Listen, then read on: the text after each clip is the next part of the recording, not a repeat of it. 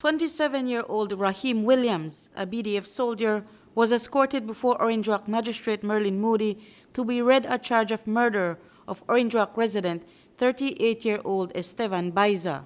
Because of the nature of the crime, no plea was taken, and Williams was remanded into custody until June 21st, when he is to return to court. Williams is accused of Baiza's brutal Friday night beatdown on the median on the Belize Corozal Road that runs through Orange Rock Town. Esteban's family told News 5 today he wanted fried chicken, so he went looking for the meal at Friendship Restaurant. An eyewitness told us that it was in front of the restaurant that the two became embroiled in a fight over a cigarette lighter. The fight ended up in the middle of the road where Baiza hit his head on the ground. The video that later went viral shows Baiza apparently unconscious on the ground. Williams is seen punching, then stomping him in the face and head. In the final few seconds of the incident, Williams nonchalantly walks off. Baiza's mom, Vicenta, told us today that he left home saying he was going to buy food around 9:30 that night. But when an hour had passed and he didn't return home, she grew worried. She told us, through translation, that she felt something bad had happened to her son even before the police went to inform her. Yo salí, le dije a mis hijas, no viene mi hijo. I was worrying about my son, and I told my daughter that something will happen to my son because he came out and he haven't reached at home yet. And it's totally weird because he doesn't take long when he go buy food. And then minutes to 10, I received news that the private police came here and told me that my son is in critical condition because they just beat up him right here by park.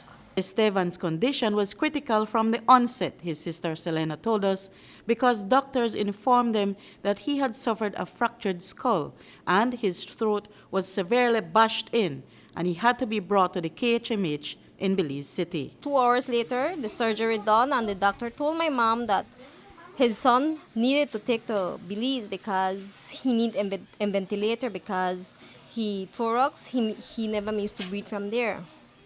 And from that, because he needs to need CT scans, 2 CT scans, a facial and a cerebral. The doctor told us like that he only have 30% of life because he was critically beaten, and he told us that maybe he won't make it. Esteban didn't make it. He passed away on Monday morning, just as his family had raised the funds to pay for one of the tests. Monday morning, like 6 o'clock, I was getting prepared because we get some donations. I was getting prepared to go to Belize City for make his facial CT scan.